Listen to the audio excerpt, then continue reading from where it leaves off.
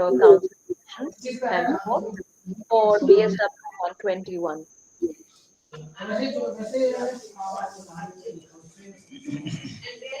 Sir, can you please mute yourself? Yeah, thank you so much.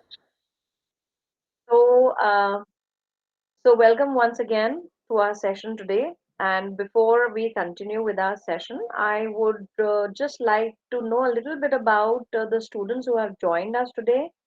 Uh, can you just one by one unmute yourself and give me a little bit of introduction about yourself, like what you are doing presently? So we'll start with Shabnam. Hello, ma'am. My name is Shabnama Miri. I live in Kabul, and right now I'm free because our university is banned, and I'm a student of ICCCR right now. Okay, okay, Shabnam. Thank you and welcome. Then we have Hidayatullah with us. Good afternoon, ma'am. My name Good is afternoon. Hidayatullah Ajmal. I'm from Kandahar. I'm I'm a clerk in a medicine limited. Okay, okay. Thank you so much, Hidayatullah. Then we have Nuria with us. Nuria.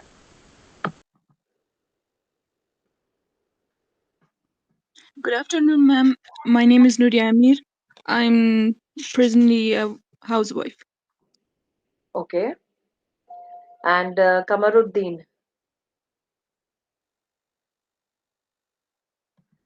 Uh, Um, yes, okay.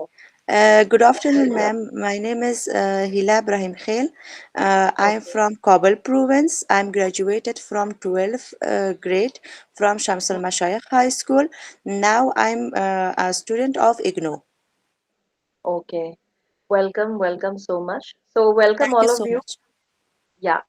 So, welcome all of you. And it's going to be a very interesting journey to have all of you and to be able to take this class for IGNU.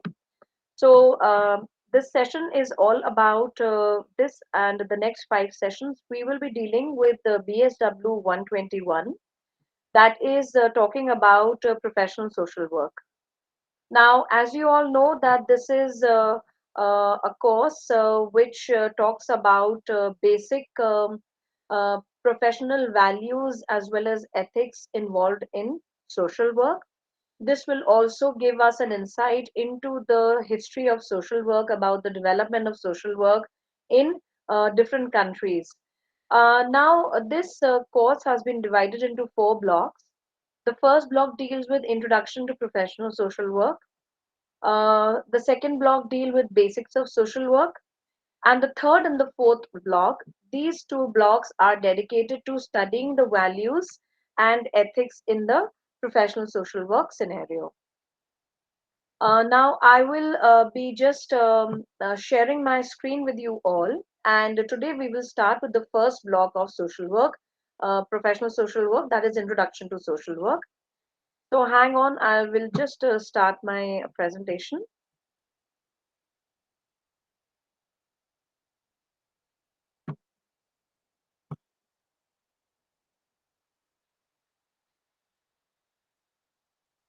So I hope you can see the screen.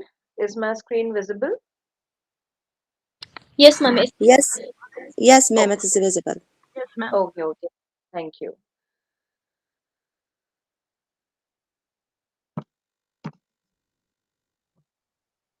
So we will start with the first block, that is Introduction to Professional Social Work. In this block, there are four units. The first unit is, and the second unit, these two study the basic social work concepts. Okay. There are certain basic concepts in social work that as students of social work, we should know. So these two units will be dealing with those concepts and definitions. The third will be dealing with emergence of social work globally. So how in different countries across the world, like in US, in UK, in other countries in Asia and other parts of in other continents, how social work has emerged as a discipline. And finally, the fourth unit, it talks about evolution of social work tradition and education in specific context to India. Okay.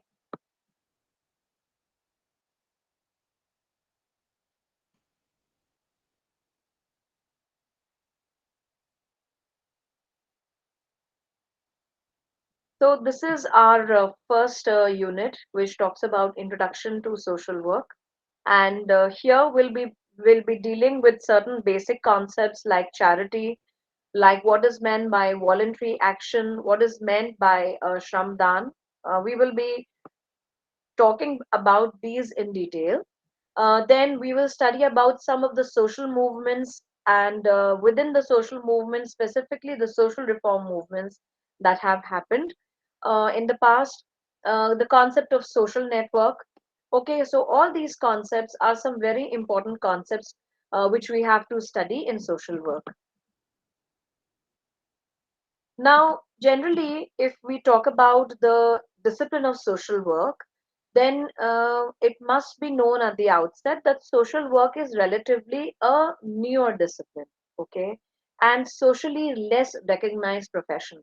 So, unlike other professions that are there, like you have people who are following the profession of a doctor or an engineer or an architect or maybe a chartered accountant by profession, their profession is recognized in all the countries globally, but this profession of social work is generally socially less recognized. So there are very few countries in the world which have given recognition to social work as a profession per se, mainly because of its inability to demonstrate the immediate visibility of results that follow from its practice. Now we know that once you go and visit a doctor, you know that he or she will give you the medicine, you will take the medicine, and you will be fine after that in maybe a couple of days, depending upon the sickness, the level of sickness.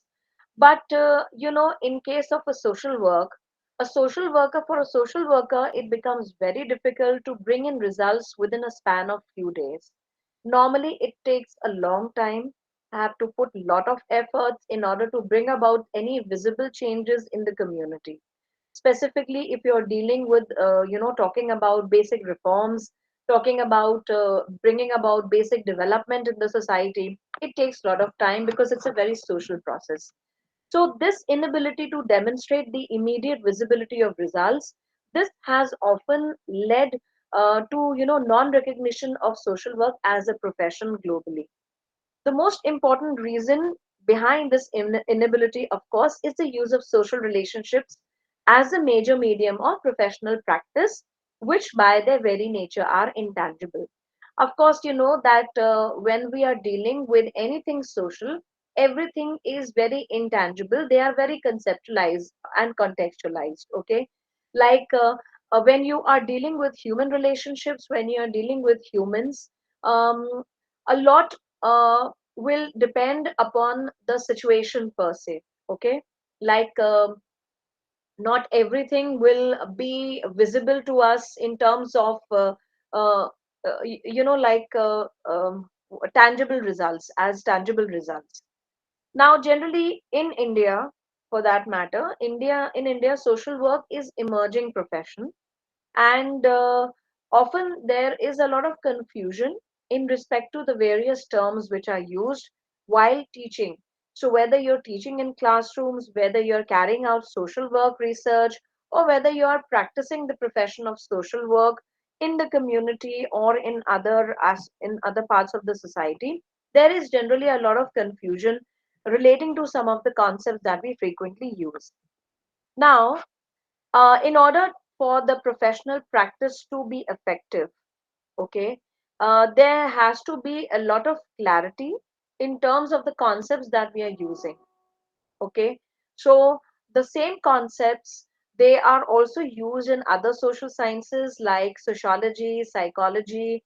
They have derived a lot of concepts, and most of the concepts which are used in these subjects are also used very frequently in social work, because social work as a discipline has borrowed a lot from other disciplines like sociology, anthropology, psychology, and so on. Now, here are some of the noteworthy concepts that we are supposed to understand are, first of all, the concept of charity.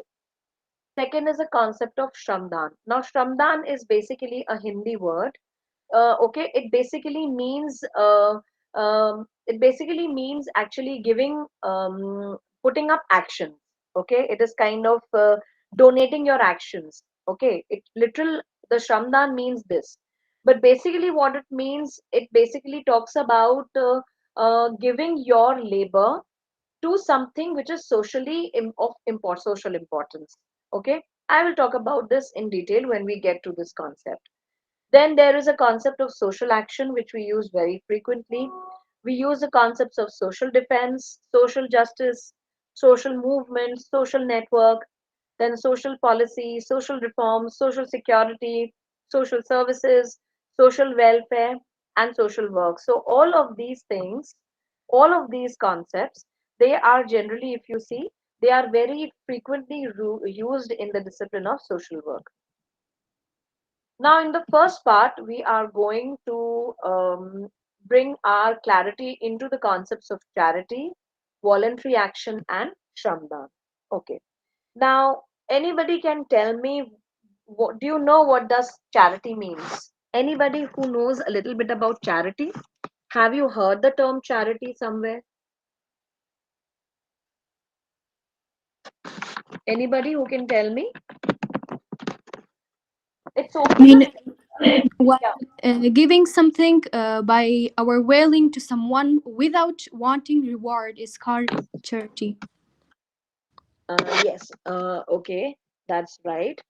So basically, charity is about, you can say, donating something to people, okay, to individuals, whatever they require. है ना? I mean, we say that, okay, we are giving charity to this institution, we are giving charity to this particular organization, or charity to that person. We say that. Normally, what happens, common people, they consider charity, you know, which as equivalent to social work. Most of the time, if we say the charity concept of charity is basically giving or performing something to people, or to a group of people, and carrying out other benevolent actions of any sort for the needy, with no expectation of material reward. So we are giving something to a person who is in need of it without expecting anything in return from that person. Okay, so we are not doing any favor to ourselves, but we are simply helping the person who is in need with whatever help is required. So this could be in kind, this could be in cash, this could be in any other other aspect. Now, most of the organized religions all over the world, they have advocated charity as a great virtue which their followers must possess. Now, generally, we find that all of the religions world over, whether we talk about Christianity, whether we talk about Hinduism, whether we talk about Islam, whether we talk about any religion which is there, which is practiced by people, we will find that all of the religions, they advocate giving charity as a great virtue, and they also suggest that every person who is a follower of that faith, they must possess this virtue. Okay, so one of the writers writes that every religion enjoins charity, and some forms of charity is an essential element in the practice of all religions. So, whether we are giving to the places of worship that we are going to, or we are giving charity to a particular organization which is working for the benefit of the poor, or we are giving to any of the funds which is run by the government, or by private individuals, we consider that as a part of charity. Now, as I've already said, that all religions, they encourage their followers to give charity in any form. Okay, and now even among the Hindus, for example, even the Hinduism, The Hindu scriptures, they advocate the virtue of charity, which must be unfailingly practiced by every individual. And it has been glorified as an exercise in spirituality and socially sanctioned as a duty which every individual who follows the religion should practice. Okay. Now, but they also say that generally we must give charity to only person who accepts, who deserves that charity. Okay, so it should be given to people who are actually in need of the charity, who are actually needy, who are actually suffering from some problems in life. Now, they are the one who should be given the charity. Now, it's just in similar manner, we have Christianity, we have Islam, all of the major religions of the world. They have given a lot of impetus to practicing charity. Now, how do you practice? How do you people practice charity? Like, how is generally what kind of things do you generally give when you're doing a charity? Anybody would like to give their experience? Yes, ma'am. In Islam, that we should give the charity is fitra, zakat, sadaqah, or khairat. These are the main types of charity, or another other names of charity. Uh-huh. Under fitra, those who possess gold, jewelry, or house, or any kind of valuable, they should Okay. give it for needy people, and pay 2.5% their saving, which is distribute Uh-huh. among people or needy people. And also Okay. akika is the another type of charity, that the hair shaving of child for the first time, and the and cash or silver equal to the weight of hair to the child, and distributed there, among the poor or needy people. Okay. Okay. Okay. So thank you so much. So this way we say that every religion, whether you talk about Islam, Christianity, or Hinduism, and even within the Hinduism, you have so many different offshoots, like Sikhism is there, Buddhism, Jainism. Then there are other like Zoroastrianism. So all of these religions, they have heavily given importance to the concept of charity, and they say that every follower of that religion must practice this concept of charity and act and in that way help people who are in need of it. Okay. Now, charity, whether it is given in cash or whether it is given in any kind or material thing, it is different from social work. Okay, in one sense that charity, it results in a very temporary relief for the person.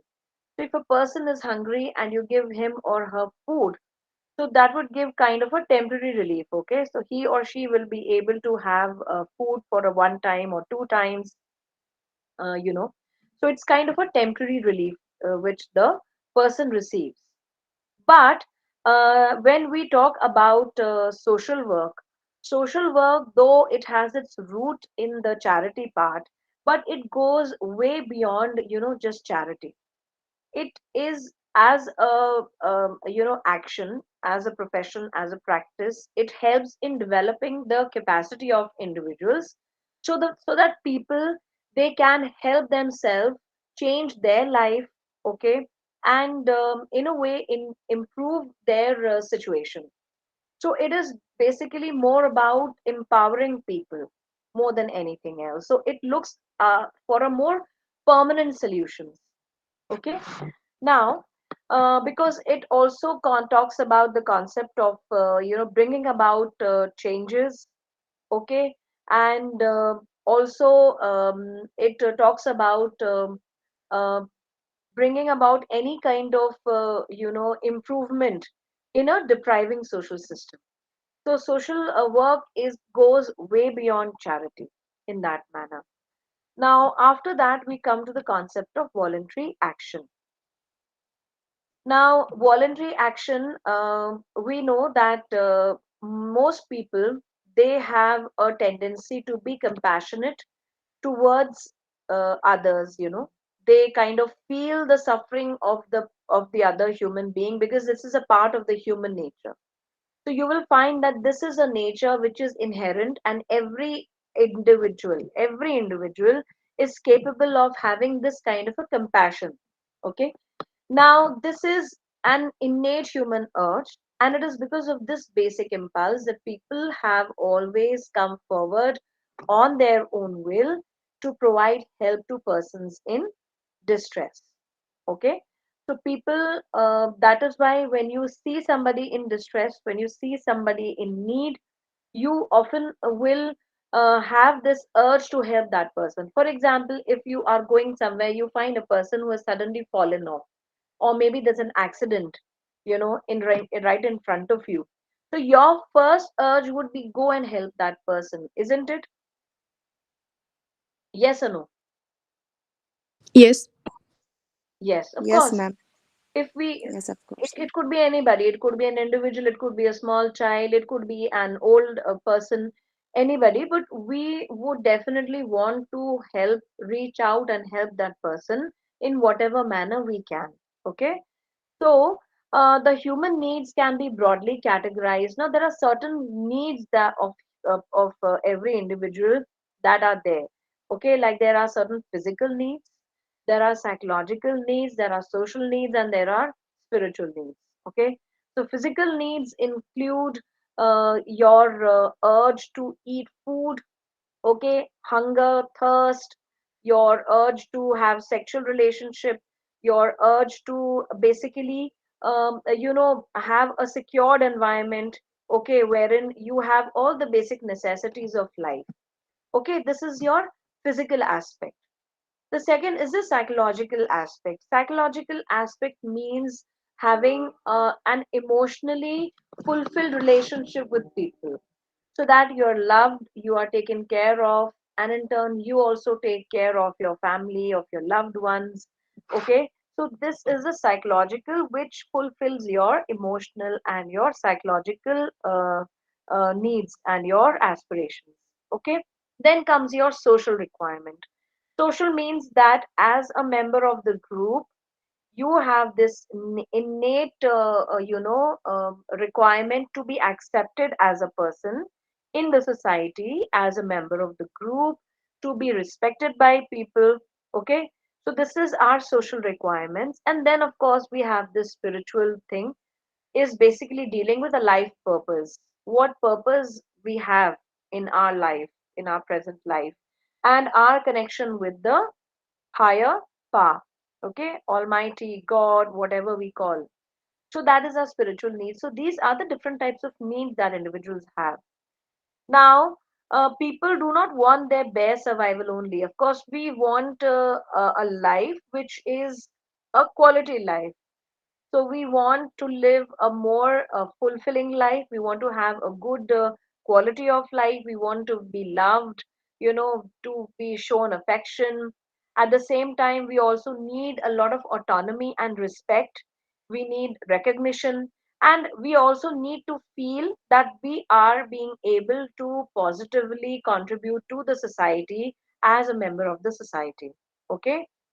Now, generally, it is out of our natural feeling of altruism, devotion, and dedication to serve the mankind, okay, that people extend their helping hand to the needy or the poor or anybody who's in distress. Okay. Now, usually, this is not done necessarily with absolute selflessness. Usually, you will have some or the other, requirements being fulfilled. Okay, and after that you would definitely, for example, like we see that it is usually voluntary action is very often done with varied intentions, like the desire to go to heaven after death, or to get rid of the cycle of birth, death, and rebirth. Now most of the religions, they talk of carrying out these good deeds, carrying out these your so-called um, actions which are going to help you to overcome this cycle of birth and death. Now, this has been talked about in different religions in different forms. Like in Hinduism, we call it moksha. Moksha means that you will are finally able to get out of the cycle of life and death and finally attain and get one with the Almighty. Okay. In other religions, they say that okay, if you do good deeds and you go to heaven and you become one with God, and so on and so forth. So all of these actions, that these are not actually very absolute selflessness, okay, are carried out with absolute selflessness. There is some kind of our own requirements here which are fulfilled. However, generally they do not expect any tangible material something in return. So generally, whenever we are helping somebody, it is not that we require any kind of a tangible material help in return of the charity that we are giving, or return of the services that we are rendering to that person. Voluntary action is basically an action which is done by people voluntarily out of natural feeling of compassion and concern for the well-being of others without expecting any kind of tangible material gains in lieu of the work done. Okay, so this is what voluntary action is. Voluntary action is all about carrying out actions where we have more a feeling of compassion and concern for the well-being of others. Okay, and we carry out these services without expecting any kind of a tangible material gain. So any kind of direct or indirect help or a service which people individually or collectively provide out of the feelings of compassion to assist others, this is known as voluntary action. Okay, now this can be for victims of poverty, it can be for people with some ill health, with some disease, it could be for to overcome things like illiteracy, to help people overcome suppression or any kind of an abuse or an exploitation. This is basically what a voluntary action is all about. Okay, now there are certain characteristics of voluntary actions. First of all, it is basically innate urge to help others and to promote their overall well-being.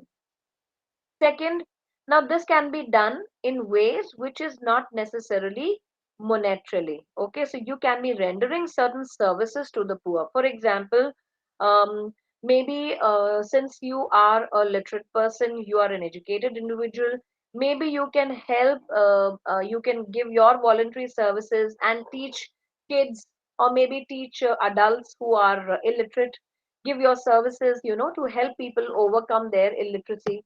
So this is a kind of a voluntary action. Now, absence of any kind of expectation of any material gains in lieu of the help given. This is also one characteristic of this is also one characteristic of voluntary work action. Then a sense of social concern and orientation of helping others in need. Okay, this is also there. There has to be a sense of social concern. Fourthly, faith in the highest virtue of services to humanity. So you believe that service to humanity is the highest virtue that can be attained by any individual, and that is why we provide services to the individuals in need. Then there is also a belief in the primacy of one's duty over one's rights. So we understand that as individuals of the society, we do not have rights, but also certain duties that we are supposed to carry. So, there may be a number of sources which may reinforce volunteerism. For example, religious discourses or moral discourses. There could be some exemplary acts of some philanthropist or charitable organizations which we see in our daily life. Which helps us to overcome this, to help us to bring it into our own system. Some maybe dreadful incident or a tragedy in our own life which may help us, or which may motivate us to actually help people who have been or who are in a particular situation. The morals taught by our parents, teachers, or any other, maybe religious teachers or any other role models, they may motivate us to engage in some kind of altruistic actions. Now, development of spirituality due to realization of the morality of this physical world and eternity of its creator, this may create a desire to sacrifice and renounce material possessions and for promoting the well being of others. So, you will come across so many instances world over where people have renounced their material possessions for the services of others. Okay, so they create, different. Trusts, or they may create different organizations, and they may donate their wealth to these organizations or to some organizations who are carrying out these acts of altruism. Okay. um, just excuse me for a minute.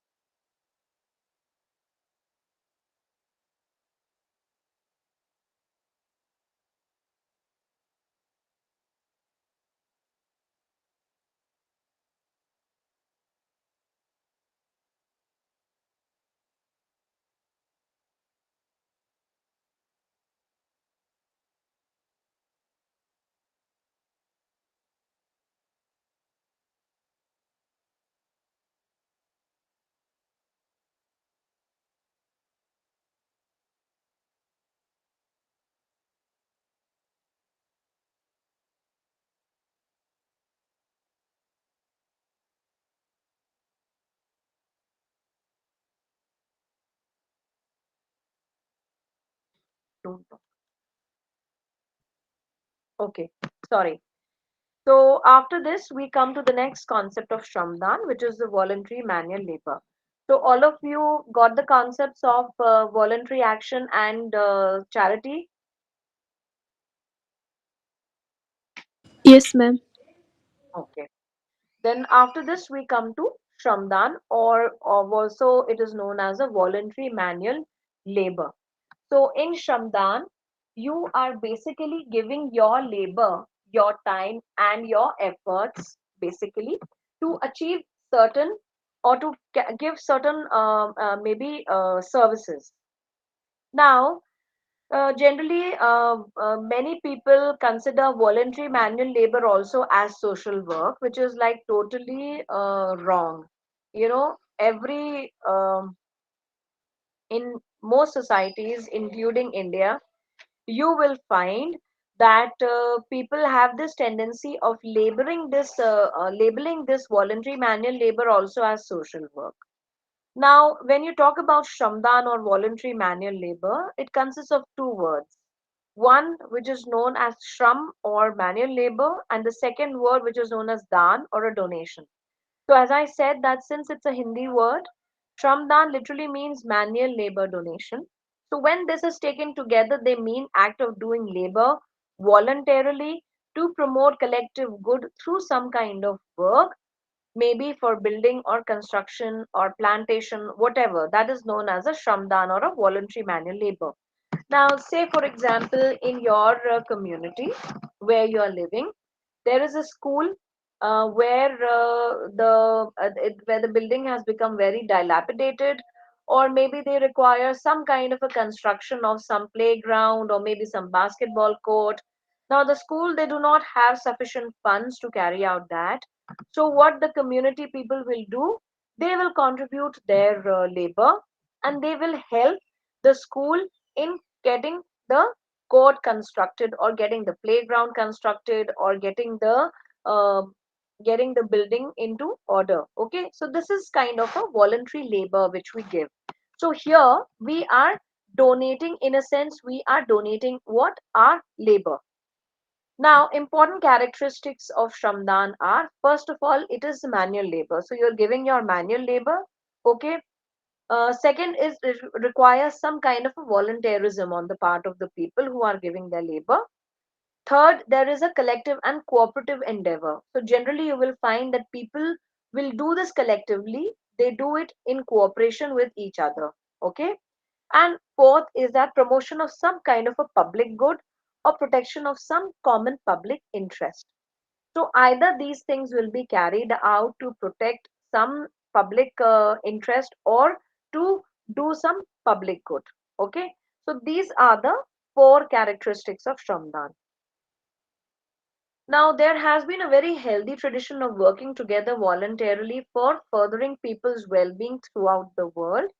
So, in every part of the world, in every country, you will find that people will give their, their voluntary work, manual labor, to carry out these common good, okay, for the society. Generally, in if you say the early stages of social evolution, when we talk about the early stages of our social life, when man was living more or less as a nomad, people they had to face very different situations, in terms of difficult weather conditions. They had to protect themselves also from various other dangers, like attack of beasts and some other poisonous reptiles, and so and so forth. So, and in that period, we know that there were not many sophisticated tools and equipments which were available to people for their survival. So then generally they used to use tools made out of either stones or maybe even by wood. And later on, when the metal was invented, they started using iron, bronze, copper, but that happened only in the later part of the social development. So earlier, generally, they had usually sticks or stone tools, which they could use in order to protect themselves from these dangers. So a teamwork was very much required. So, for example, if you want to protect yourself, you want to protect your group from a ferocious beast, maybe like a tiger or a lion or maybe any other animal, so then you had to do a kind of a teamwork. Okay, you must have seen it in films how they used to live in the earlier days. So that is how. So survival was not possible if men did not stay in groups. And even today, you see that it is always easier when individuals are living in close cooperation and coordination with each other, when they are living and working together, when they're living in groups, or maybe as part of a family. So things become easier for them. The day to day activities become easier for them.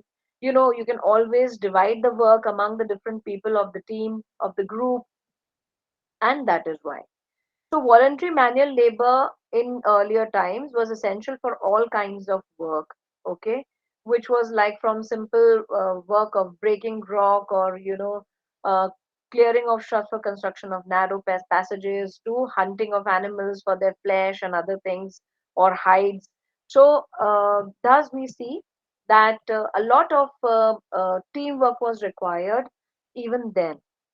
And even now, you say that, as I've already said, that it is always easier when we are living as part of a group, when we are living in a group or in a community, and we work together, we cooperate, we divide the labor, okay? We bring about some kind of division of labor so that a different type of work can be allocated to different individuals. They can specialize it, and our life overall can be made more easy and livable. Excuse me.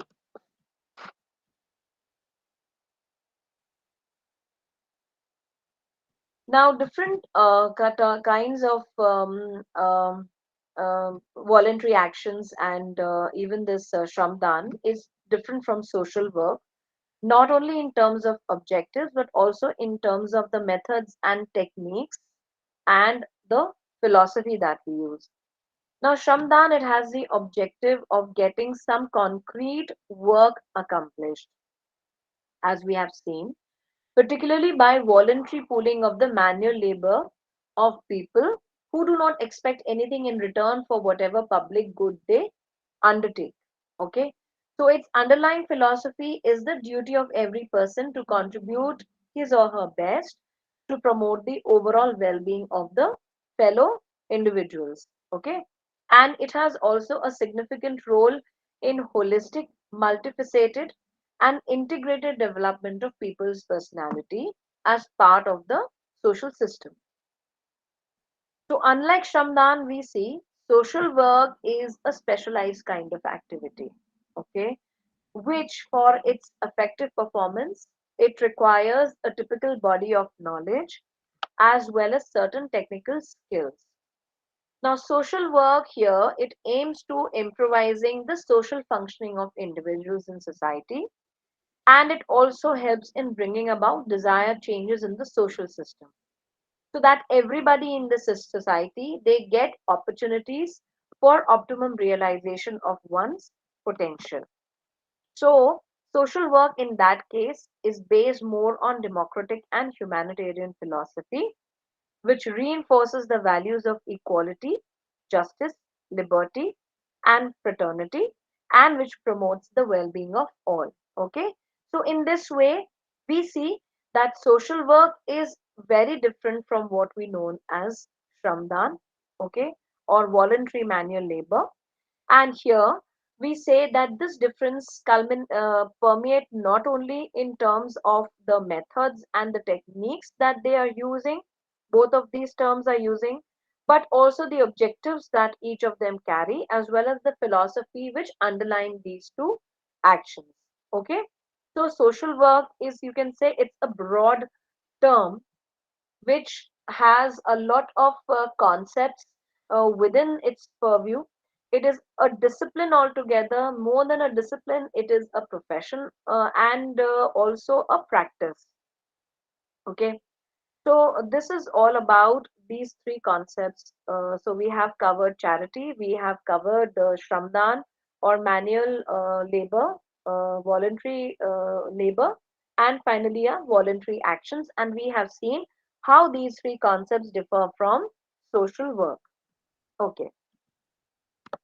Now, these concepts are very important because they will be asked in your paper. Usually, they give these concepts very frequently. These concepts are asked very frequently in the question papers. After this, we come to the concepts of social movement and social reform.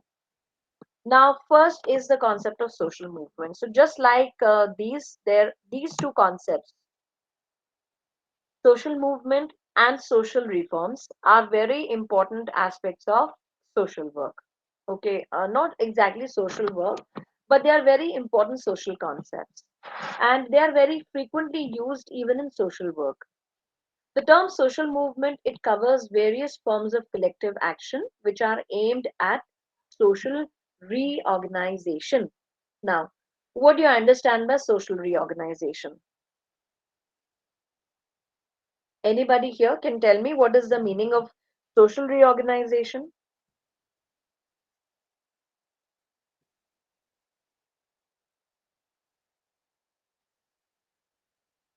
Or anybody can give me a good example of social movement?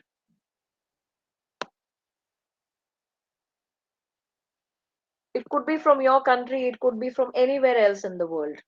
Any good example of social movement?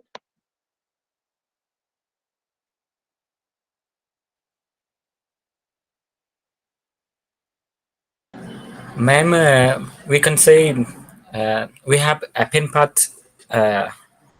social movement. You know, Uh-huh. it's working for education, especially for girls. Okay,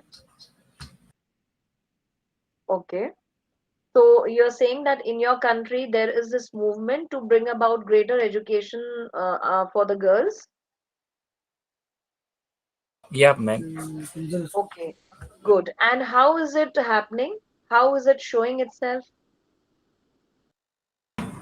It's distributing books, notebooks, many things which is related to education and I also has groups of WhatsApps and to aware everyone and everywhere. Okay, good. So this is a kind of a social movement that is at present happening in your country. Okay. So if we see the history, okay, if we see the world history, or if we see, you will find that many countries have undergone some kind of a social movement which has brought about an overall transformation in their social structure. Okay, so overall the social structure, the various you can say the institutions that are there, the social institutions that are there, whether we talk about the government, whether we talk about the education system, whether we talk about anything, religion, there has been so many movements worldwide in different parts of the country where they have tried to bring in about certain kind of changes, and in that manner bring about a total social reorganization. So there is a total reorganization of the whole system. Okay, so there are very you can say great changes taking place in the entire social system.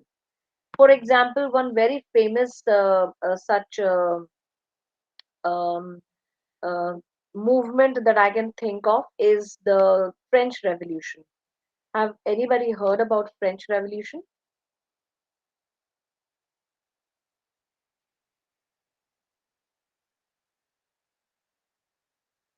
Okay. So basically, French Revolution, this happened in the later part of the 18th century in France. And what happened at that point of a time? The country was ruled by emperors. Okay, it was it was basically there was a king who was in charge of the government, and he was the head of the government, he was the head of the state. And generally we will find that at that point of time the king was a very inefficient king, as in he was not looking after the state of the affairs well. He was also not too much concerned about the plight of the people. So if we see the French society at that point of time during the French Revolution, that you will find that there were a lot of, sufferings in terms of there was a lot of poverty, there were a lot of diseases that were spreading. People had, a very difficult time living in the society at that point of time, and the people did not pay any heed to this, the plight of the people, and he was more interested in carrying out his own life lavishly, and also carrying out more and more wars with England.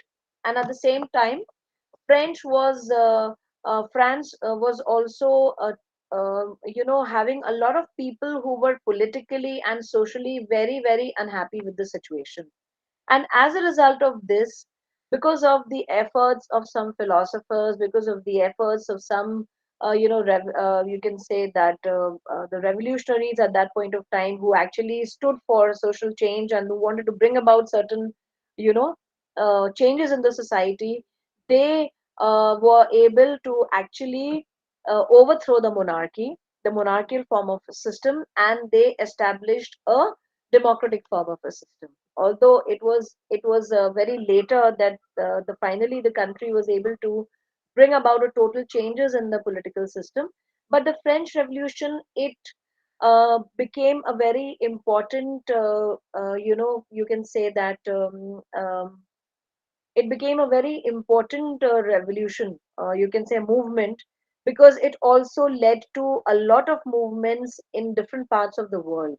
It was hailed as one of the most prominent social movement which was responsible to change the pace of the country, to change the plight of the people, to change the social structure.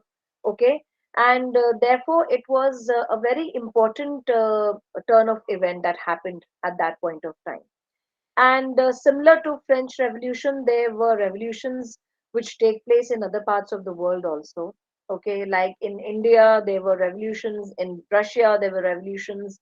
In many parts of other countries, like you have the in US also there was revolution. Okay, they had so many such revolutions in other parts of the world where finally the people wanted to overthrow the autocratic regime that existed at that point of time, and they wanted to bring about a more democratic setup of affairs, okay, for the whole society. So, the term social movement is generally used differently by different social activists, political scientists, sociologists, etc. And in general, the social movements are not highly institutionalized. Okay, you can say that generally they arise from very spontaneous social protests, which are directed at specific or widespread grievances. So there could be some specific grievances, there could be some widespread grievances, but generally social movements they occur because of spontaneous social protests. Now, social movements, it also refers to a diverse spectrum of collective social and political phenomena as heterogeneous as revolutions, religious sects, political organizations, or single issue campaigns, or anti colonial resistance and resistance against inroads by alleged outsiders. Now, there are different types of social movements. Okay. Now, these could have a very diverse spectrum, so they could be related to certain social phenomena, okay, whether you want to change certain practice, okay, which is there existing in your society. Like, for example, in India, there was earlier this practice of, uh, going for child marriages, okay, and this was considered to be quite a socially, it was not considered to be a very good practice. So there were movements, there were legislations then which were given by, which were, um, uh, which the government came up with certain legislations which wanted to change the system, and they wanted to, so basically they increase the age of marriage. And now in India the marriageable age, constitutionally it has increased to 21 years for boys and 18 years for girls. And 50 years back, if you look at the society, then you will find that this marriageable age was as low as 10, 11, 12, for girls and for boys. So, of course, these have so many repercussions for the girls and even for the boys. So, basically, there were movements which brought about changes. There were movements to increase the status of women, in order to educate them, in order to make them more independent and economically more independent, increase their or enhance their status in the society. Then there were also different movements within India, just like you have the French Revolution, you had the French Revolution, and like the movement that you're there having in your country of, improving the education status of females. So these kind of movements they have taken place in various countries on various issues. So it could be related to some political phenomena, like maybe wherein the political regime is thrown away and they want to have a more democratic system. It could be something like, bringing about changes in the religious system.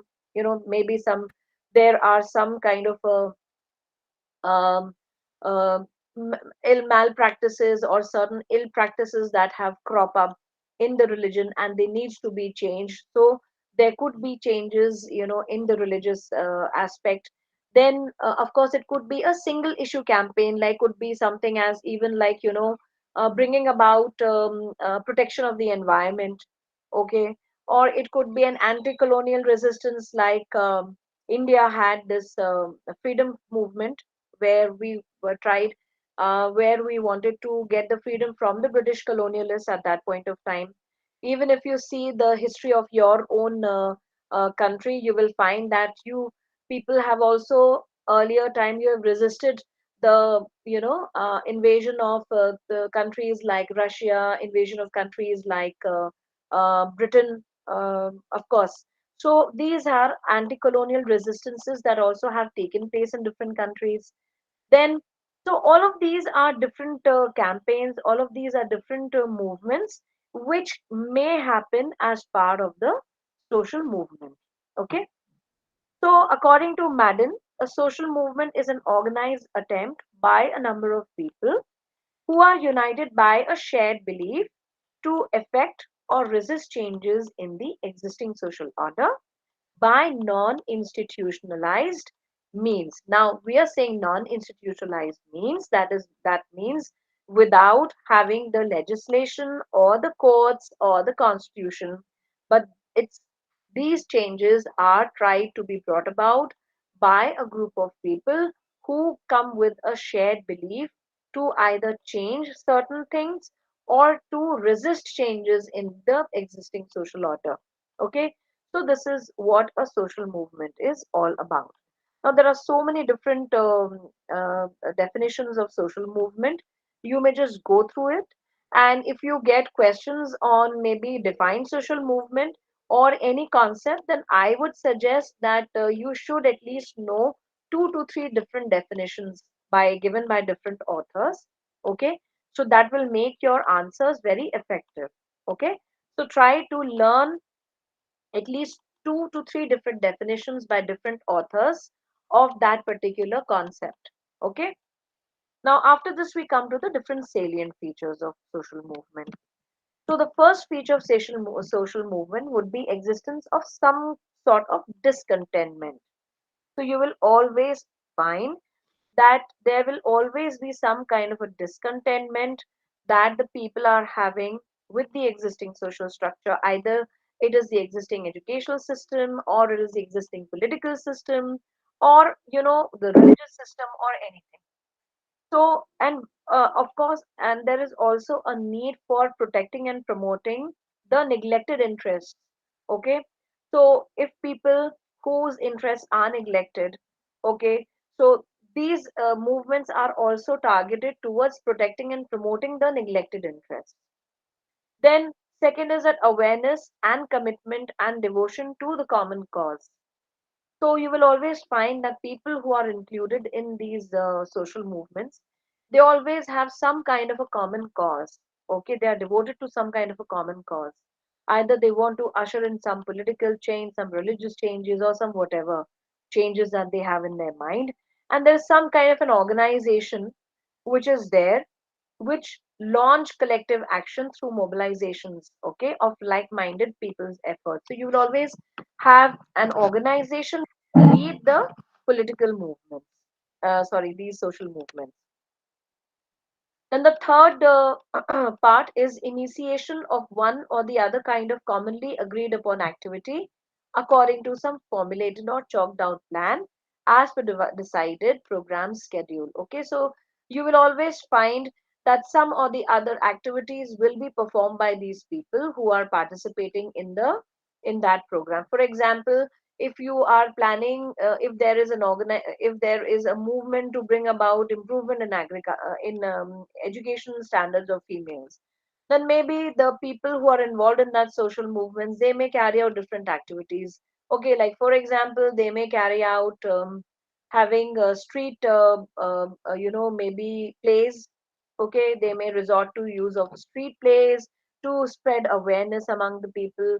They may also mobilize people and resources to get provide more and more infrastructure for uh, coming up with schools or other things. Or they may have some kind of maybe march or some kind of a anything which would showcase their the activities, okay, before the larger society. And this is also one way of promoting the movement. So more and more people will come to understand what your movement is all about, what it intends to contribute to the society. Okay, now some kind of a reference to ideas of autonomy, equity, human dignity, human rights, social recognition, removal of social evils. So some kind of idea is there, whether you want to bring about a more equitable social order where everybody is treated with respect, with equality. Okay, the basic human dignity, human respect is taken into consideration, where you talk about protection of and promoting human rights in general. Okay, if there is some any removal of some kind of a social evil. Okay, like we said, in India, for example, there was the sati system. in earlier part of in very early times when women when their husbands died, they were burnt along with the husband's dead body. Okay, so this was a prevailing social evil at that point of time, and it was later after the some of the people who were involved in this, like for example, one prominent figure in this was Raja Ram Mohan Roy, who's also called as the social father of social reforms in India. So he was the first person who actually, uh, you know, targeted this social evil, and he also negotiated with the government, who came up with some legislations. At that point of time, the country was under the British rule. So this I'm talking about good 150, 200 years back. So nowadays we don't have this kind of a social evil, but in that point of time this existed.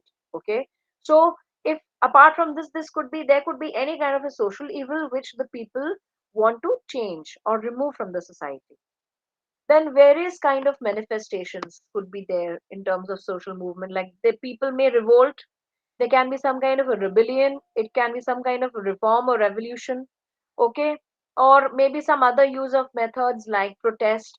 People may protest against something, they may demonstrate, they may strike, all of these things that may happen. So all of these are actually methods of employment.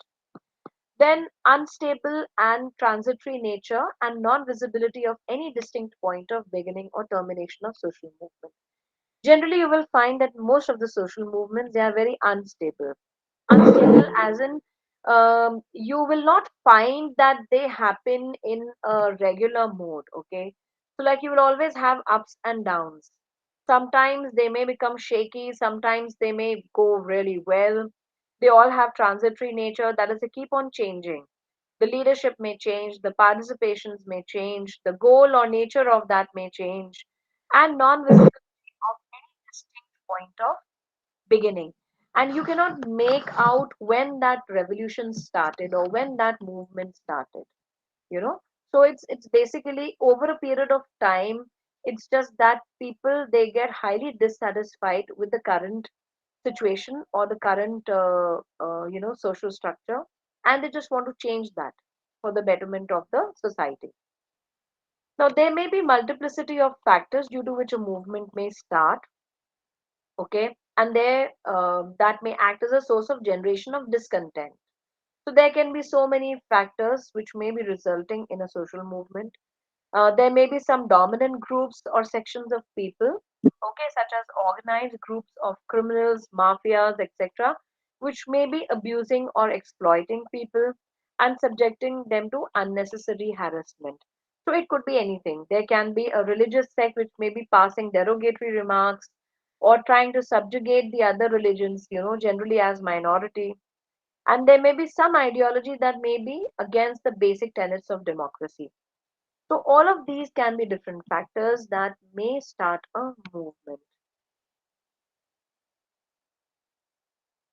Now, there may be some dominant culture also that may openly condemn some other cultures where they try to, endanger their basic existence, people who become very ethnocentric in their approach. Ethnocentric means that you consider your religion and your culture to be the best, and you think that all other religion and cultures are, they are secondary, or they are not that effective, or they are not that good. So basically, this is a very ethnocentric attitude. So maybe there can be a movement which may openly um, maybe openly oppose this. Then there could be some current issue which is related to empowerment of people. It could be in terms of sustainable development, preservation of a cultural identity, preservation of the environment, and so forth. So there are different reasons why social movements may happen. And all social movements, they motivate their participants to actively engage in the correct analysis and interpretation of situation. So I'm basically, sorry, ma'am. social, Ma'am, yes, two, two students are waiting for joy. okay, okay, just a moment. Okay, okay, thank you for telling me. So we have Hanifa. Okay, I think she is there. Yeah.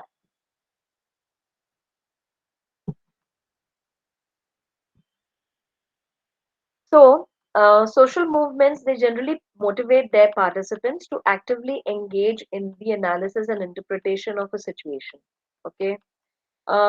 They may not necessarily succeed, but those who are involved in it, they make their best possible efforts to achieve the stipulated objectives. We know that not all social movements will be successful in their achievement of their objectives. Some movements will be successful, some movement may fail, but in all probability, that they do ignite the minds of the people. Okay, they do initiate those roots of changes. Okay, now once they succeed in attaining the desired results, they terminate and pave way for other movements to emerge. So this is how the movements are. You will not have one movement for a long time. Generally they are not very long lived, or there for a long period of time. Generally you will find generally breaks in these movements. You will find that one movement, maybe it may come of age, the other may start. So all of these things happen. Sometimes social movements will continue to remain until such political, economic, educational, and social institutions are created as may guarantee the promotion of development of the right kind of humans. So generally, you will find that in most cases, you will find that these movements, they continue to remain in order to bring about changes, the desired changes in the society. Now, social movements are not able to radically overhaul the entire social fabric. Okay, okay, somebody wants to join the call. Okay.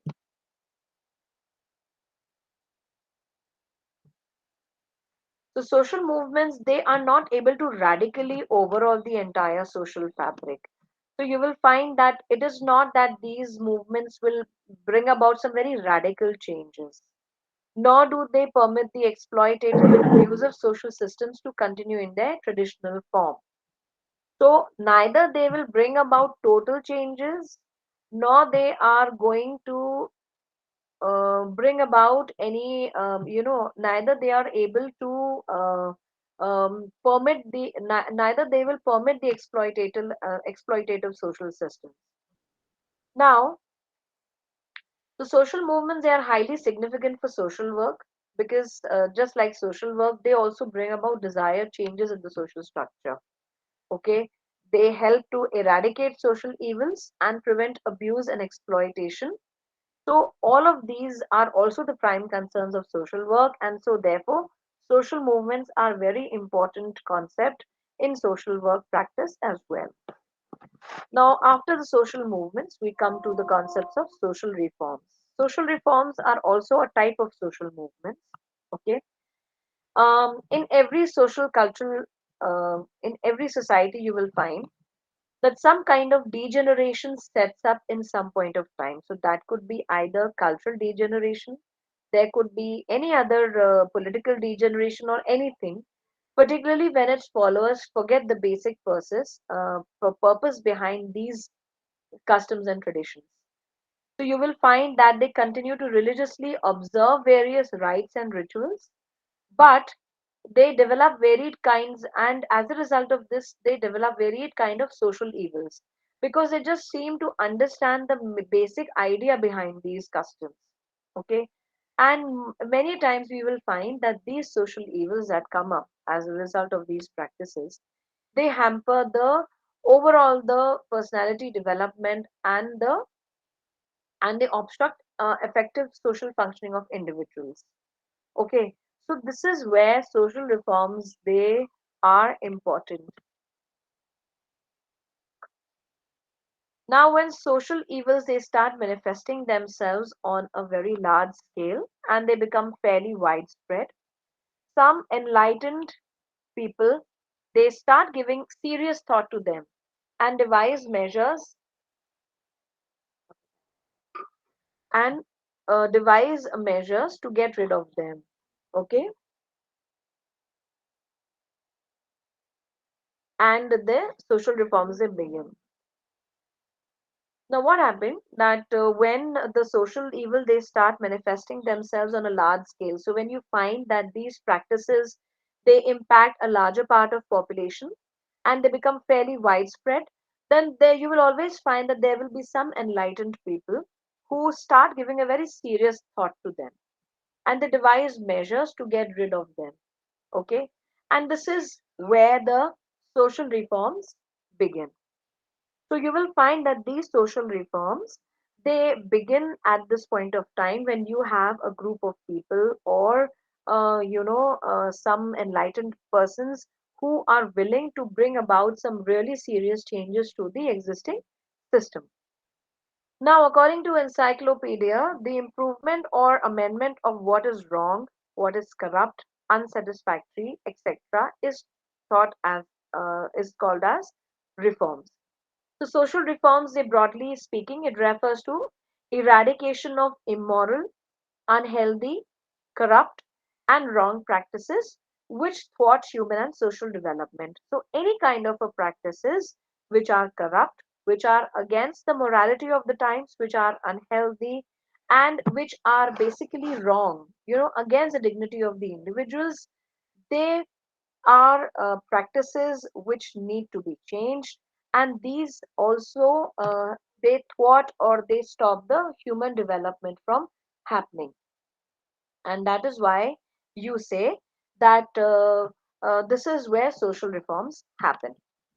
Now, according to a very famous sociologist, Professor M.S. Gore, social reform it involves a deliberate effort to bring about a change in social attitudes, culturally defined role expectations, and actual patterns of behavior of people in a desired direction through processes of persuasion and public education. Okay, so you will find that these social reforms they are a deliberate effort. So it is not something which happens on its own, but it is deliberately brought about.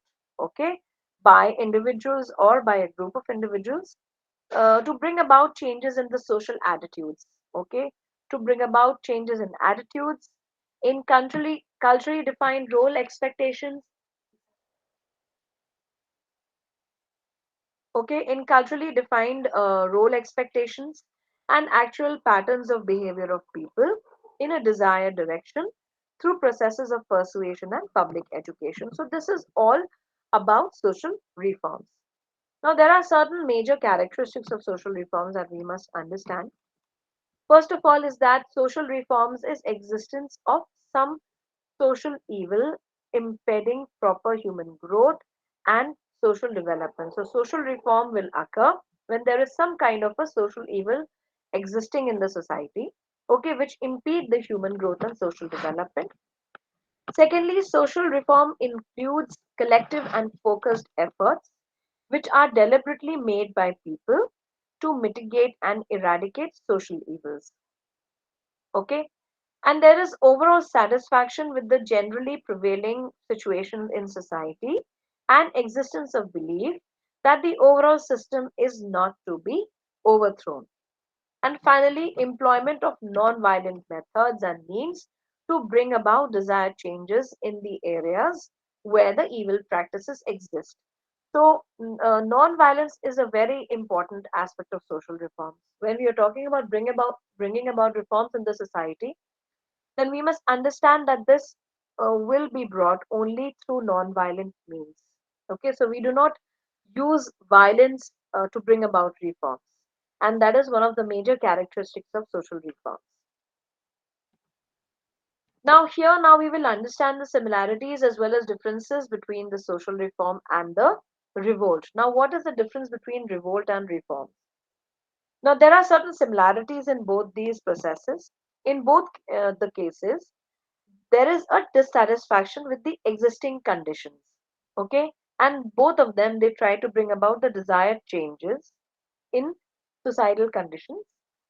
Third, in case of reform as well as revolt, there are leaders, okay, who will be leading the process, and they appeal to the members of the community, okay, to join their cause. And both of them, if necessary, they make use of violent means and methods. Now, sometimes it has happened that violence was resorted to, but nowadays, when we say violence is generally not considered when we are talking about social reforms.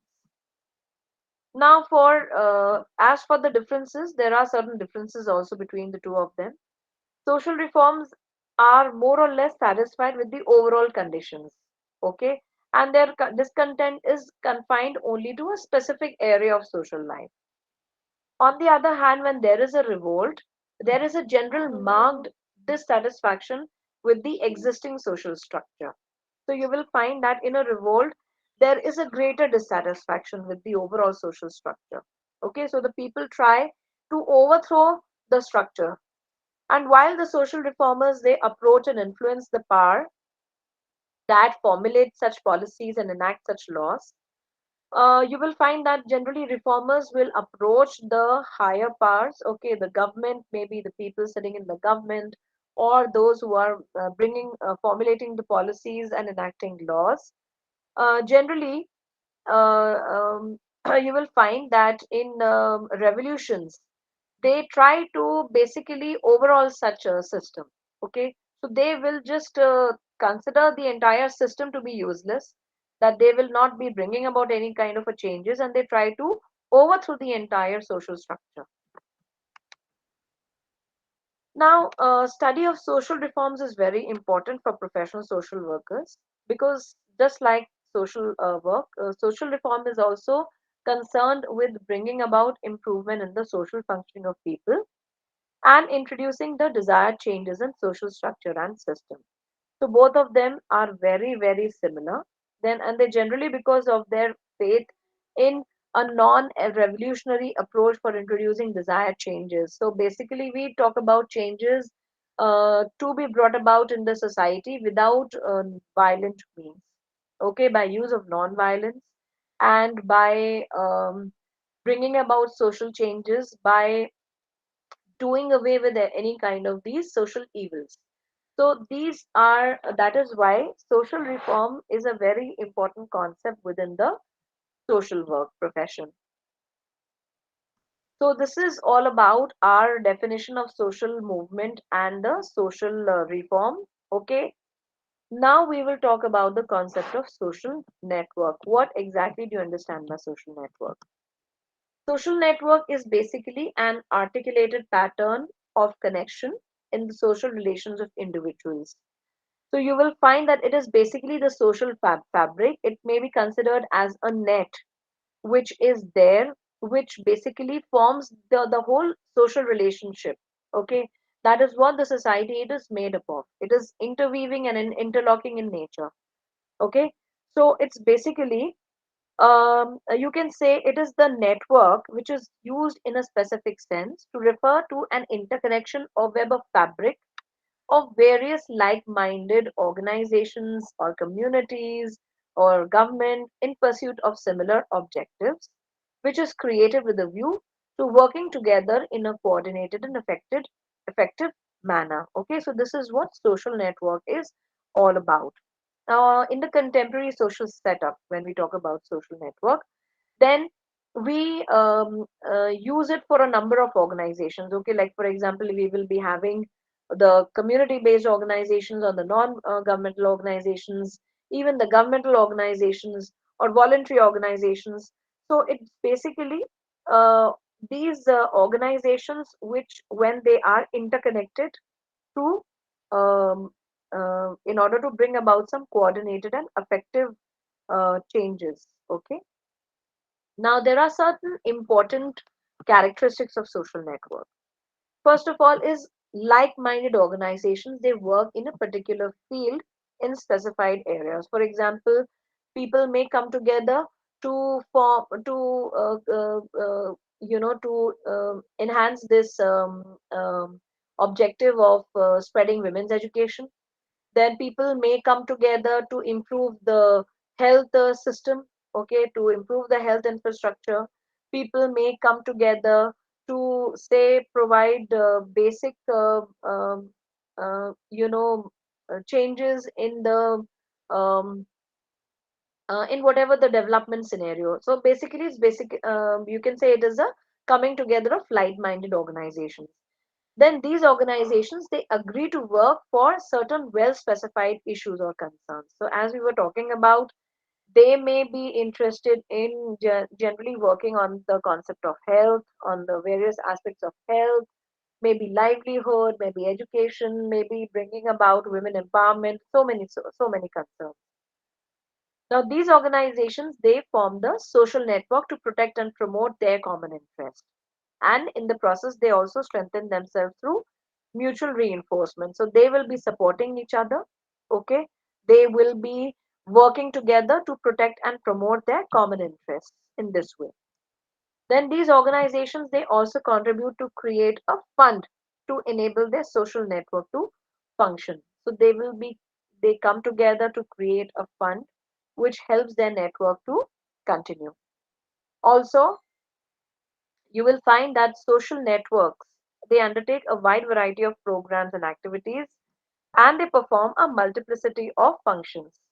So they will carry out a large number of programs and activities for their to reaching their objectives. And these also agree to abide by a commonly evolved code of conduct while performing their function. So there will be some kind of a code of conduct that they will follow, some mutual agreed maybe a moral code or could be anything like that, which is basically relating to the other partners in this network as well as other stakeholders like maybe the clients or the people in the community, the government, and the larger society. Okay.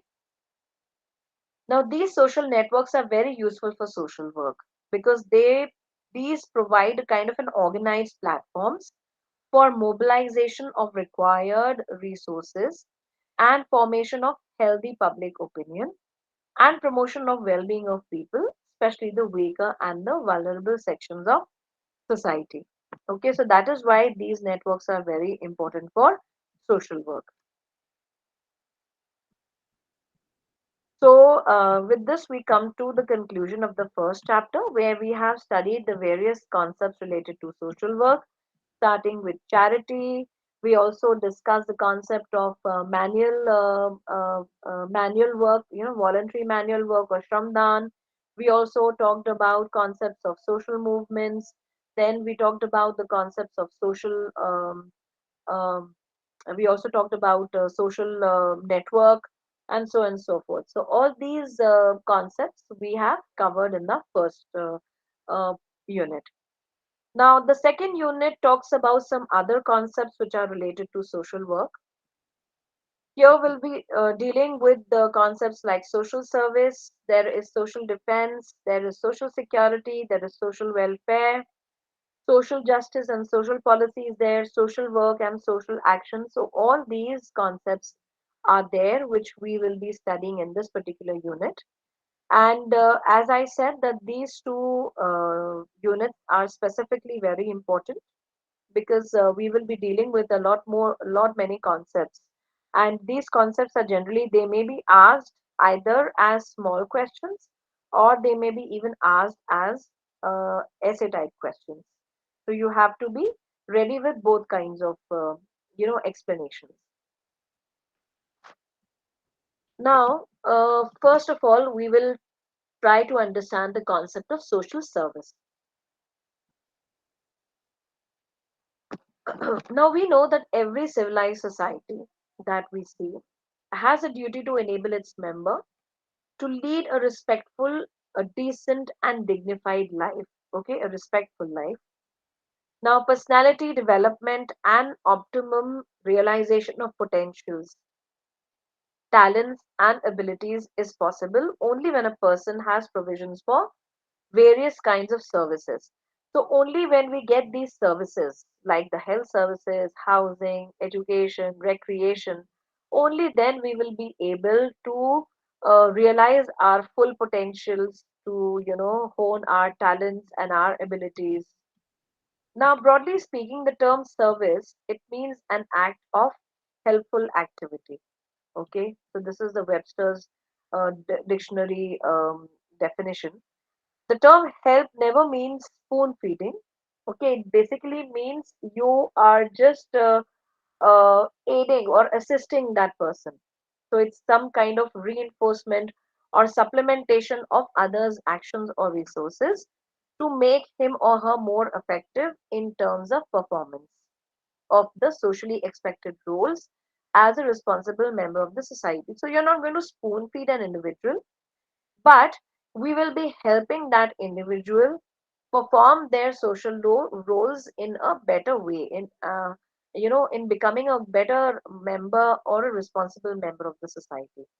So social service in its broadest sense, it means any aid or assistance which is provided by society to enable its members to optimally actualize their potentials, to effectively perform the roles expected or prescribed by the society, and to remove the obstacles that come in the way of personality development and social functioning. So these are the different definitions of social services. So this in a way is providing assistance to the people so that they are able to work and carry out their role as a responsible member of the society.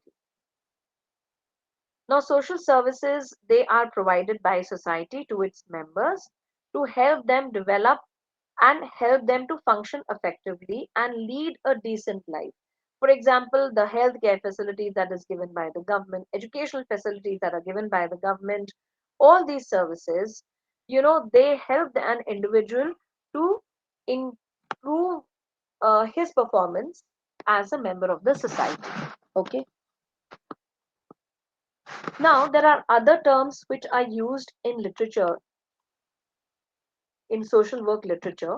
Once what we use public services, and the other term is a social welfare services. Now, basically, there are slight differences between the two. And for example, the public services are the services which are managed and organized by the state. Okay, that is the government runs these services. And social services are basically created by the society to manage its affairs to the citizens. Okay, they are envisioned and provided by the people in the society. Okay, for promoting human and social development. So, for example, people may create some kind of a trust, or they may create some kind of a society, okay, in order to bring about or contribute to the social development or overall development. At the same time, the government may provide certain services also, okay, which may be providing these services to the people. Now, at present, we find that the state is gradually withdrawing from the social sector, and most of the work that was earlier done by the state is now being done by these organizations in terms of the community organization or the non-profit organizations, the non-governmental organizations. Okay. Or sometimes even they are leaving to the market forces, they are also leaving to big corporates. Okay. All these work. Now, social services, they are those public services which are specifically visualized and designed for the weaker and the vulnerable sections of the society. Okay, so they are known as the social welfare services. There are certain characteristics of social welfare services. First of all, these are visualized and organized by the society or state. These services directly benefit all sections of the society. So, if you have a hospital, then every section of the society will be benefited by that. Okay, if you have a school, every section of the society will be benefited by it. So these benefit every section of the society. These services, they have a very wide scope, okay, and they include everything that has a direct bearing on the quality of life of people. So these services could be in terms of educational services, health services, sanitation services, housing services, so and so forth, livelihood services, and they have a very wide scope. Now, these services, they aim at promoting human and social development, protecting the human rights of the people, and creating a sense of duty among them towards the society. Now, they not only promote human and social development, but they also protect the rights of individuals. and help them to perform their duties as a member of the society. And social services, for that matter, are very important for social work, because just like social work is concerned with promoting human and social development, so are social services. Social work seeks to enhance effective social functioning and create new social institutions. And this is also a similar objective of social services. And social work also aims at promoting the sustainable development by conserving and developing environment so that the enough resources may be left for the future generations. And this is something which is also done by the social services. So thus we say that social services are very important part of the social work process. Okay. After this concept of social service, we go to this concept of social defense. What exactly is meant by social defense?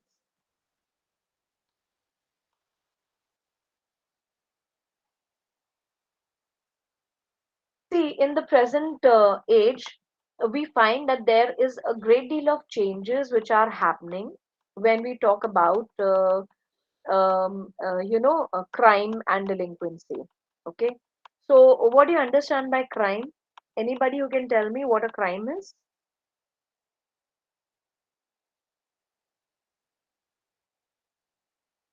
Anybody can tell me what a crime is? Crime in society, man. Yes. What is a crime? The same like robbering something means. mm, Okay. Robbery is a crime, but how do you define a crime? Ma'am, I can tell you that when someone do a bad habit, a bad job, a bad work, we can tell this as crime. Like, for example, um, murder is a crime. Is a very huge crime. When somebody do the murder or murder someone, this is a crime. Okay. Am I right, ma'am? Yes, yes, you're right. You're right. You're very right.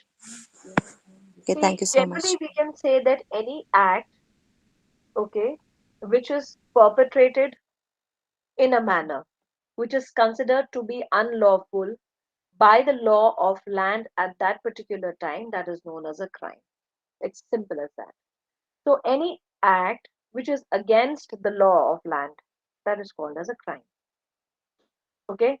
So if a person perpetrates an act which is considered to be a crime in that particular country, then it will be considered as a crime. So, for example, and many a times we will find that these crimes, they depend upon the context. They depend upon the context. So an act may be a crime in one particular time, but it may not be a crime in the same place in some other time. Okay, so it's basically time specific and also context specific. So an act may be a crime in one country, it may not be a crime in other country.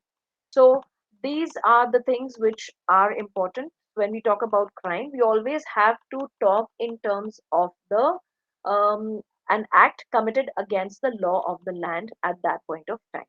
Okay. For example, prostitution is generally considered a crime in many states, in many countries. In countries like Netherlands, prostitution is not a crime. Okay, it is considered to be a profession. So it's a profession which is recognized by the government in that country. Okay, so this is how crime works. This is what crime is actually. Now, but when we are talking about crime and delinquency, okay, in this present generation, in this present time, we know that we are in most of the countries, there is a great deal of changes that are happening, in terms of corrections, in terms of reformations, okay, reforming the criminals rather than punishing them, okay. Why they say that it is not, the crime cannot be stopped if you punish the person, but their reforms, okay, or the social reforms, or bringing about awareness about these acts, that is something which is important, because this is something which is going to bring about changes in the system. Okay.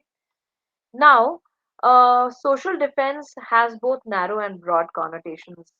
So, in the narrow sense, it remains confined to the treatment and welfare of persons coming in conflict with law. Okay, so it basically talking about welfare of individuals who have committed certain kind of a crime.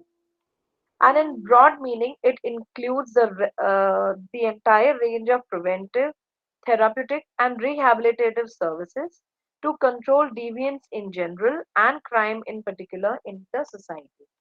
So we will social defense is basically it consists of an entire range of preventive uh, services, therapeutic services, and rehabilitative services to prevent individuals from deviating from the norms, okay, deviating from what generally is considered to be right, and preventing criminal activities in particular. Okay, so when you provide these services, there will not be crimes. Okay, people will not are less likely to commit crimes. So, aim of the social defense is basically to protect the society from various kinds of deviances, resulting into widespread social disorganization, which seriously disrupts the effective functioning of the society. So, the more crime there are in the society, the less likely it is to develop. Okay, so development of that society will be hampered to a great deal if there is greater crime and criminal activities or deviance going on in that society. Now, after this, we come to the concept of social security. Now, basically, security, it means freedom from danger or risk. Okay. Now, every individual, they want some kind of a protection against the unseen or unforeseen events, or any kind of a danger which threaten the the income or the life or other things of people, basically, which is important for their well-being. Now, this is basically what social security is all about. So you provide such security, which otherwise threaten the continuity of the income. So, like for example, the government provides some kind of a social security, okay, and pensions. Do you know what a pension is? What is a pension? No, ma'am, we don't know. I don't know Okay, what is it. okay. So, in many countries, when people are working in a government job, when they are working for the government, then not only for the government, sometimes this is given even by other non-governmental organizations, but generally it is more given in mostly in government organizations. And basically, pension means that after you retire, okay, from the services, from active services, the government will continue to pay you a part of what you used to get earlier as income, so that you are financially secured. Okay, you don't have to bother about your future life. Okay, so this is basically what pension is. And pension is kind of a social security which is provided to individuals. So nowadays, this pension, it is not only something which is provided by the government, but you will find that individuals, they will invest in these social security schemes. Nowadays, you have these schemes which is run by the government, where the individuals, they may give a part of their income, present income, for future funds. This is going to fund their future, you can say that, life, okay, which is going to help them to in their old age. So this is basically what social security is all about. Now, this social security is generally very important, especially in the uh, older ages, when the people are not actually very much in a situation to work or fend for themselves. And sometimes what happens that they require a great deal of money because of the diseases, because of the illness that they may suffer, or or some other general or generally for their overall well-being.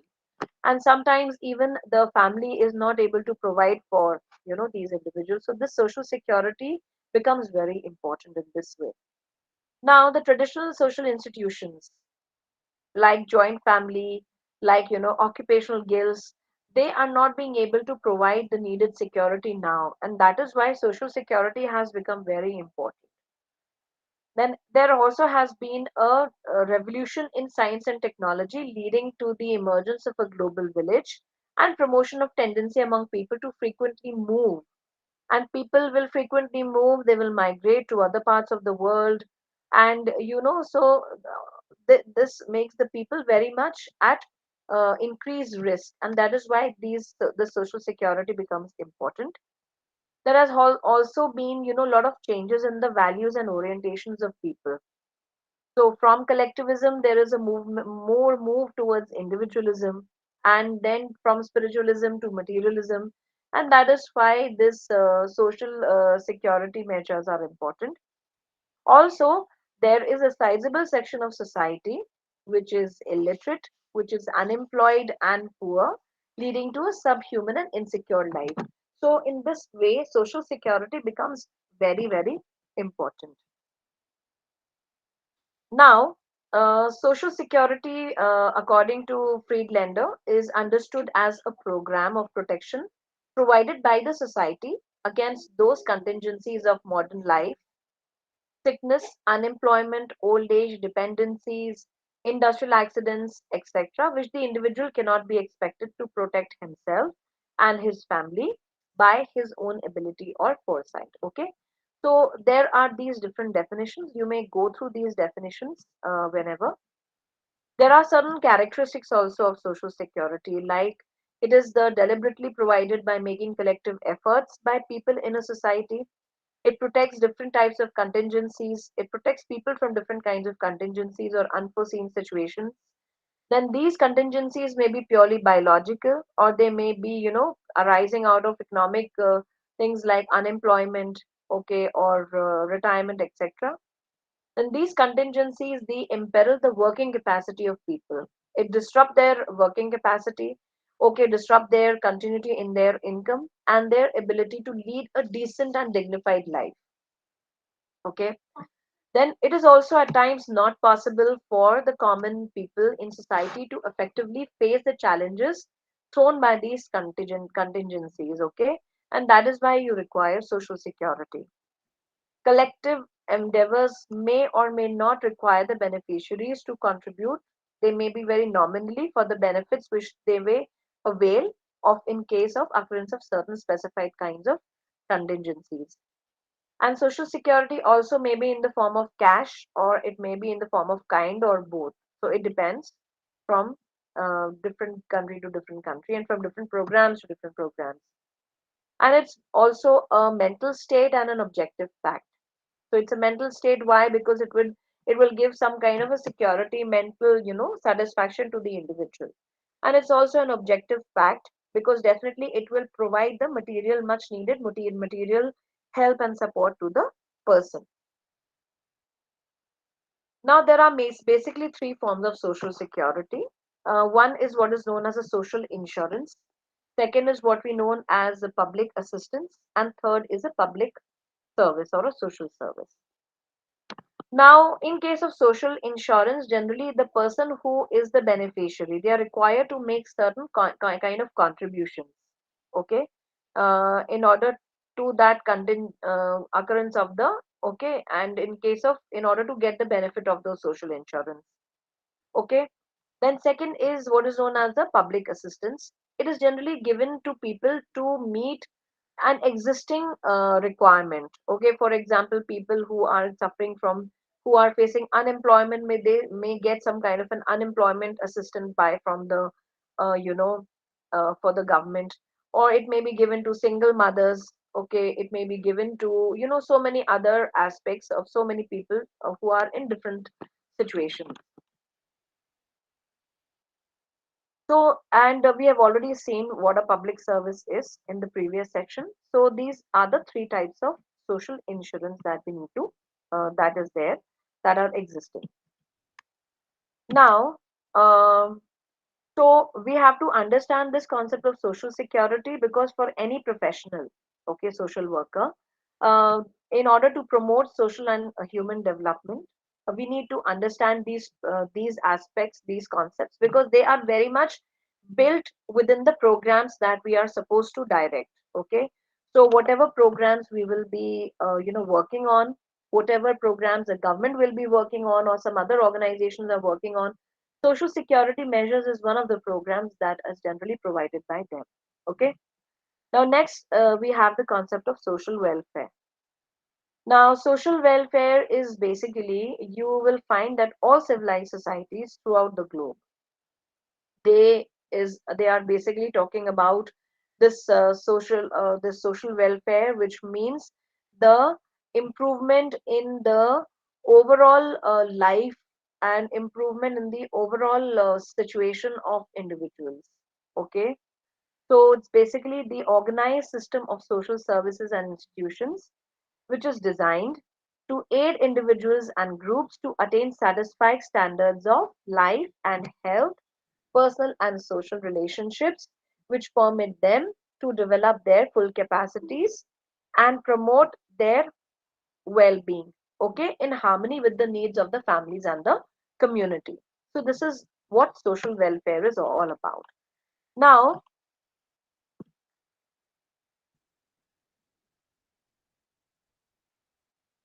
now you will find you will find that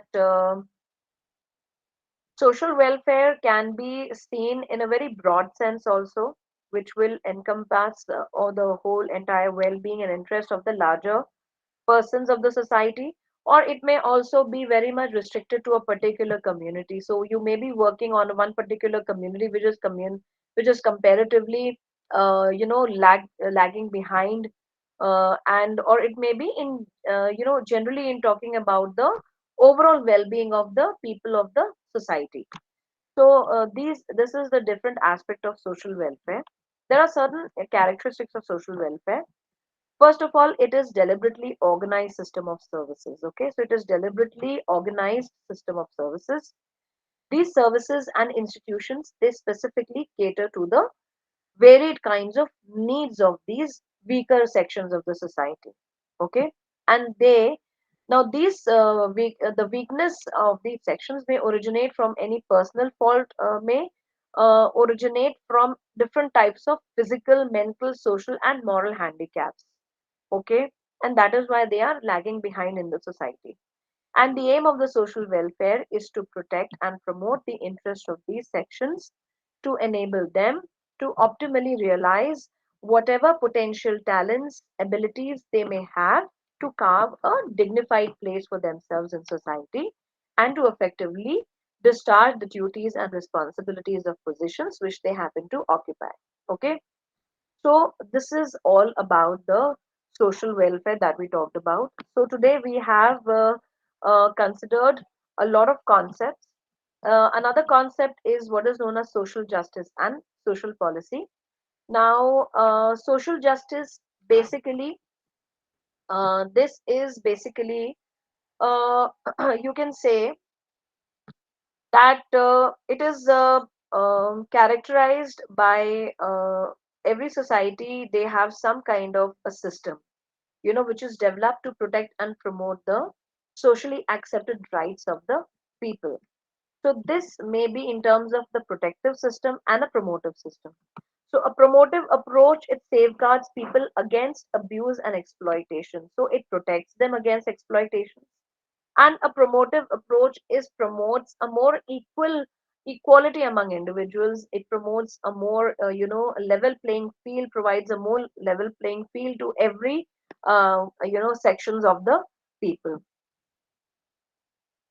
So justice is a very abstract concept, that we talk about. It's basically, it's not only abstract, but it can also be taken more in a concrete sense also. In the abstract sense, it basically means the code of conduct. Okay, it is the legal as well as the moral code of conduct that the people are supposed to follow. Okay, and it has a very uh, great social significance. Okay, It gives rise to a sense of duty and also to a concern for others. Okay, it also sustains trust and confidence among people. It helps in promoting a more equitable society. Okay, it preserves the law and order in the situation. It protects the rights of individuals, and it also protects them from any kind of exploitation. Okay, and it is also important for bringing about harmony and integration in the society. So, this is basically what social justice is all about.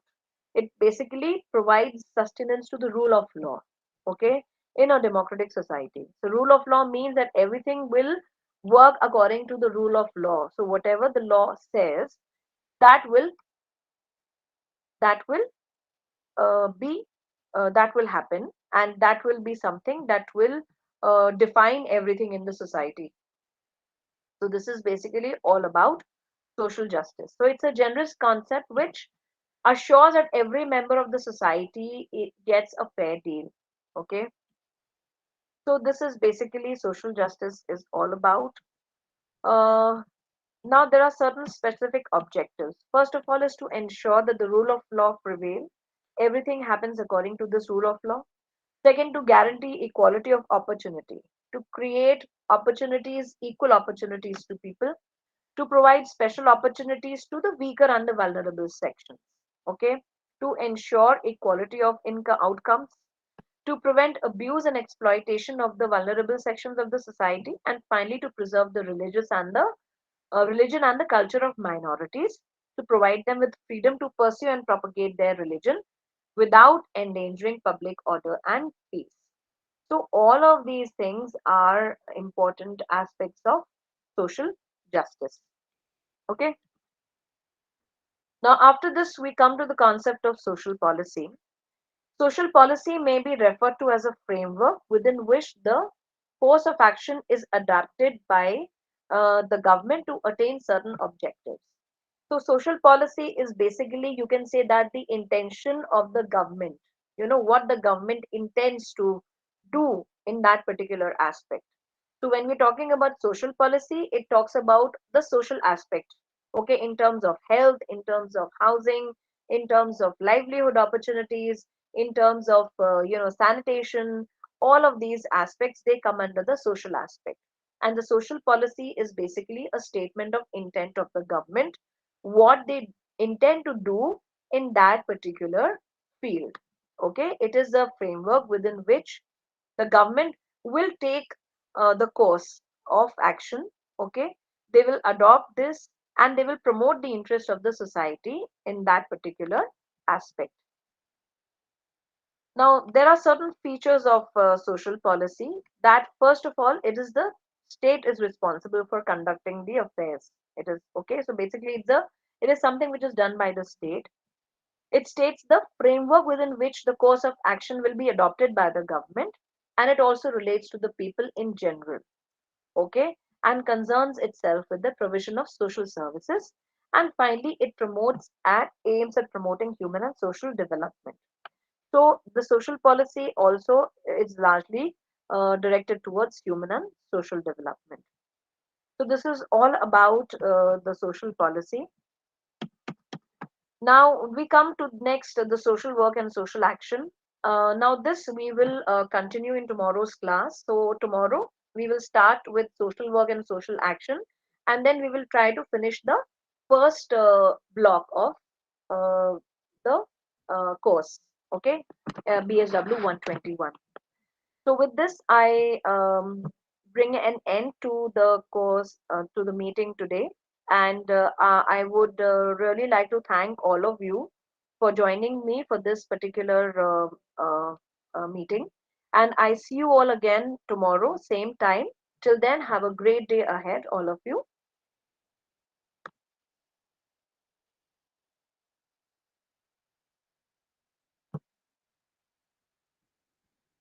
You may all now leave the meeting. Thank you. Thank you, ma'am. Thank you so much.